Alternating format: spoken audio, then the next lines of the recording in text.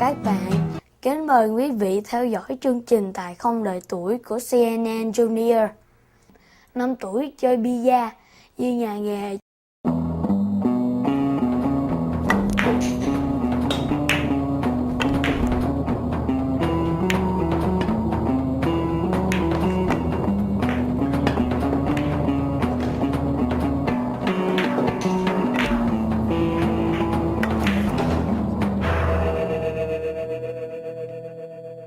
Chú em Tkdt033013 Jr. 5 tuổi ở Cloverville, New York. Trong nhà em không có nhiều bàn ghế tủ giường, mà giữa nhà là cái bàn pizza to tổ chảng.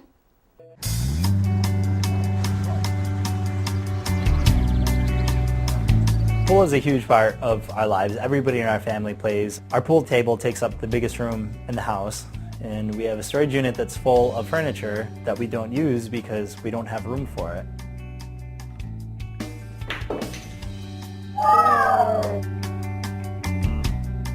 We get together every week to shoot pool.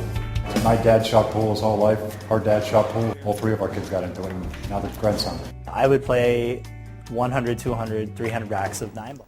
Bố em, ông nội em cũng chơi pizza suốt đời, truyền nghề lại cho con cháu. Junior, I just put him in the high chair, and he would be one hand with the Cheerios and the other hand with the sippy cup. Kev And he'd watch bắt me đầu play chơi pool all day. pizza, em phải đứng lên ghế cao để thúc banh.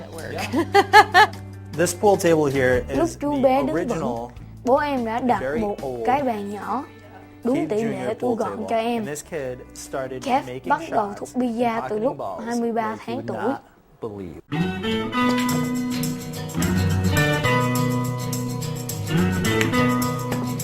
The game's about physics and geometry, basically. You either see the shot or you don't. You need to be able to see the angles on the table. You need to be able to tell how hard to hit it and how fast the ball's going to move after you hit it. And for such a young little boy, he can do it. Bố Kev đưa đoạn video lên YouTube. Ngay ngày hôm sau, đài truyền hình đến làm I put phóng this video sự. up on YouTube, and it was picked up by a local news station. It went up. The news station came out the next day and filmed. Ngay ngày hôm sau, đài truyền hình đến làm phóng sự, chiếu trên các băng tần địa phương. Kev biểu diễn những đường banh rất ngoạn mục.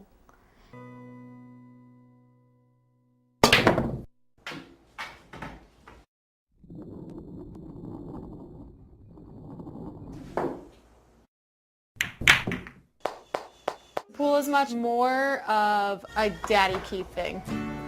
Bố Your em pants coming cũng down? luyện cho Kev những cú chơi Just slow mới. down a little bit, okay? 1, 2, 3.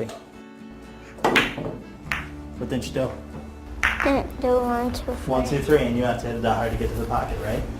I try to get him focused, slow down, concentrate. Me and Keith, since he's been 2 years old, we've been playing pool Ông tâm together. sự đường vào đại học rất khó khăn và tốn kém. Con ông phải chuẩn bị một lộ trình khác để có tiền And cho my tương job lai. is to keep him going, keep it fun, keep it interesting. I remember the one that I keep soothing the walls. I like that. I saw that Keith Jr. had this talent, and I saw that there was money to be made here. And college these days is really, really, really expensive. And I want Keith to go to college, and I believe he should. It's really important to me to utilize the talent that he's been given and do something positive with it. Helping a cue company sell cues or a piece of chalk, that can put him through college. Đó là chơi bida hạng nhà nghề. 4 tuổi Kev đã chơi banh bàn lớn đúng tiêu chuẩn. Almost. You're getting there. Easy.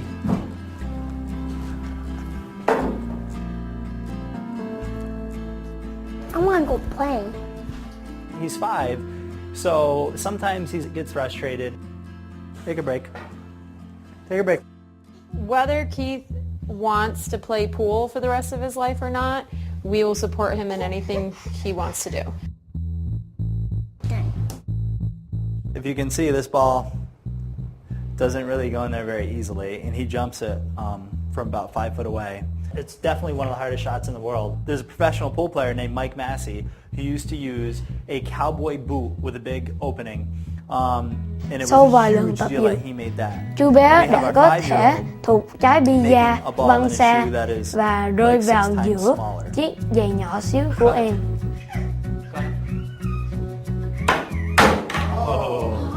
I'm going to wait until he's 8 or 9 until I allow him to compete. He needs time to enjoy the game, and then he can decide whether if he wants to really be competitive or not. You're almost there. Get it. Kính mời quý vị và các bạn theo dõi ngón nghề tài không đợi tuổi của chú bé 5 tuổi, Tkdt Odell.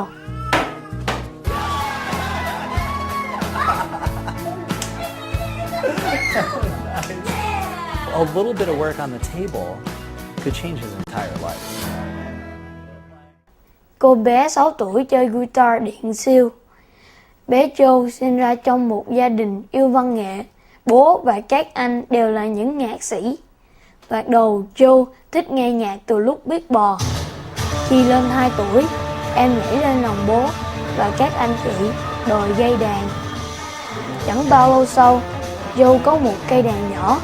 Em tỏ ra có khiếu và đến nay, 6 tuổi, em đã có thể chơi solo những bài nhạc mà em thích. Kính mời quý vị và các bạn thưởng thức tài nghệ của Joe trong nhạc khúc của cuốn phim Pirates of the Caribbean, Cướp biển vùng Caribe. Hello, boys and girls, or whatever. My name is Captain Jack Sparrow. I take it some of you have heard of me. As you may well know, there are times, almost constantly in fact, where I prefer to look at the world.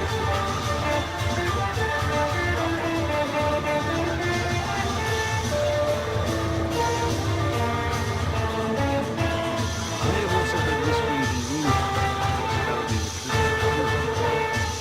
take a voyage.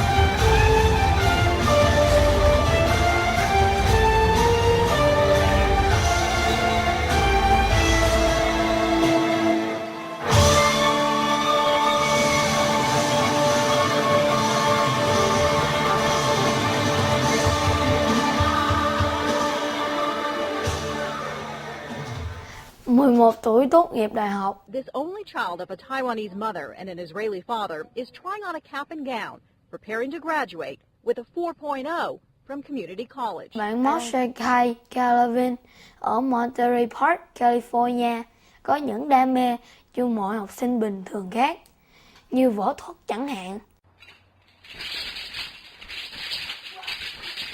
That's 11-year-old Moshe Kai Kavalin demonstrating some of the martial arts moves that have earned him numerous medals and trophies. My first place trophy. Still bigger than you. Yes, it's still bigger than me. Like most kids, Moshe wants to be a lot Kai of different. đạt rất nhiều cúp và huy chương.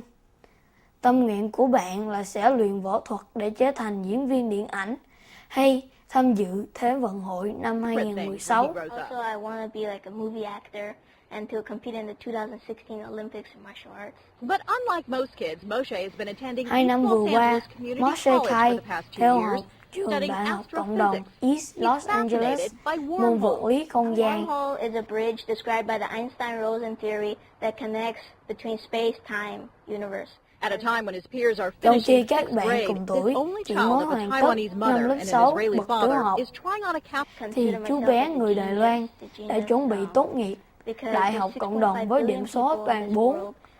Marcel khiêm tốn, không nghĩ mình là một nhân tài, mà còn là một chú bé, có những đam mê về nghệ thuật, chơi đàn dương cầm, He's nhạc not cổ only điển. humble, he's also personable, outgoing, and well-rounded. Moshe plays the piano. He's partial to Israeli folk songs and classical music, but his tastes are definitely varied. The Rat Pack, Frank Sinatra, Dean Martin, Sammy Davis Jr., I like them. There is one thing this boy wonder does not like. Just feel it's kind of like a waste of Cảm nghĩ time của Marcel playing video Kai games là and không muốn just uổng feels phí a waste thời of gian time and it's not chơi helping video games, humanity in any way. chuyện trò tào Moshe's lao, original plan chẳng after giúp ích graduating gì from cho East đời. Los Angeles College was to go straight to a four-year university. He since changed his mind. Thoạt đầu, Marcel Kai muốn sau khi tốt nghiệp đại học ở 11 tuổi, sẽ chuyển thẳng vào trường đại học năm 4 năm. Nhưng nay nghĩ He lại, now plans on taking anywhere from 6 months to a year off to go back to what he calls his regular life. Which is going back to Marcel martial arts nghỉ khoảng 6 competition. tháng This đến 1 avid năm book gọi reader is là also trở writing về his cuộc own sống book bình thường, intended to teach như kids là how luyện to võ do thuật, well academically. viết sách hướng dẫn các bạn trẻ học tập tốt. I like to study Theo just Marcel because Kai, knowledge, học to tập get sẽ knowledge cho and chúng knowledge ta comes sự from hiểu wisdom, biết and và only by khôn wisdom ngoan. we can help our Nhờ có khôn ngoan, citizens chúng ta to có thể help giúp the cho người world. khác. And helping the world is how Moshe wants to make his mark. In Monterey Park, Kim Baldonado, Channel 4 News.